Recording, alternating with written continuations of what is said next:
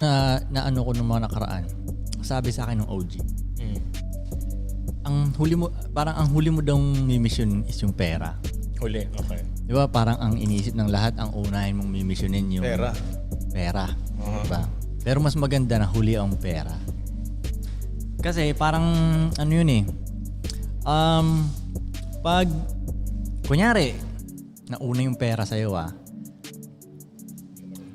parang ma-amplify niya kung ano yung kung sino ka. Kasi kunyari lalabas agad. Kunyari loser ka. Kung nagkapera ka ng malaki, lalong magiging kang loser. Kunyari sugarol ka, bigla nagkaroon ng perang malaki, magiging sugarol ka lalo. Na hindi mo pinaghirapan.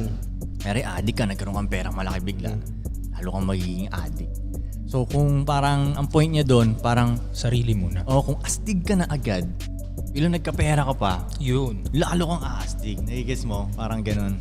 Kaya parang ang point niya doon, parang ayusin mo muna yung parang sarili mo. Yung parang karakter mo ba, yung pagkatao mo, yung pagkalalaki mo, pagka-G mo, ganun.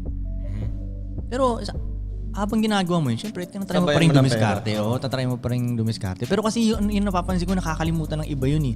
Parang masyado sila nakafocus. Parang pera lang. Ang dami ko nakikilala lang ganun eh, na parang ang daming pera nito. Pero wala siyang ibang alam. Parang, ang pangit ng forma niya, pangit ang tindigan niya, hindi siya, awkward siya. Hindi siya marunong makipag-usap sa mga tao, hindi siya makatingin sa mata ko. Pero, milyonaryo siya. Alam kasi ng karamihan ko, yun nga, pag marami ka ng pera, yun ka, okay na. Panalo na eh. Yun na parang natutunan ko ng mga nakaraan na may mga namimit akong ibang tao eh. Na pag nauna yung pera sa kanila, nasa maling timing Pag maling timing yung dating ng pera. Para sa akin kasi sa tingin ko may timing dapat eh. Pag maling timing, ngayon yung taong yun, let's say wala siya hindi niya naayos yung sarili niya, wala siya ganong alam, bla bla bla. Dumami pera niya. Sarado na ngayon yung tenga niya. Wala nang papakinggan. Sarado yung tenga niya. Na para kaya minsan pag may sasabihin ako sa kanya, dapat niya namang malaman. Hindi niya pinakikinggan dahil sa isip niya, mas marami akong pera sa'yo. Yun, totoo. Ba't ako makikinig sa'yo, mas marami akong pera sa'yo. makikinig sa'yo, may pera ako. Tama. Di ba? So, learning stops pag ganun eh.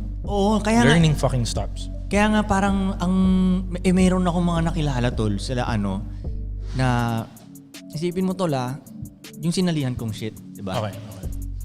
May sumali doon na bilyonaryo, mas mayaman sa kanilang lahat. Pero sumali pa rin siya doon. Yun matalino siya dahil bukas open yung pa rin tenga siya. niya. Bukas yung tenga niya na parang hindi porke bilyonaryo ako, hindi ko na pakikinggan tong iba dito. Kasi marami rin akong di alam parang ganun ba. Marami siyang alam pagdating sa pera, pero the rest, marami siyang hindi alam. Kasi para sa akin bilang lalaki tol, kailangan lahat siya eh. Hindi siya pwedeng marami ka lang pera tapos bano ka sa iba. Tama. Diba? Tayo nga kulang pa tayo sa fighting eh. Sa martial arts. Physical. Yung mga ganun, kulang pa tayo combat. dun eh. Dapat kumpleto yun eh. Alam mo yun, yung combat skills ba? Yun.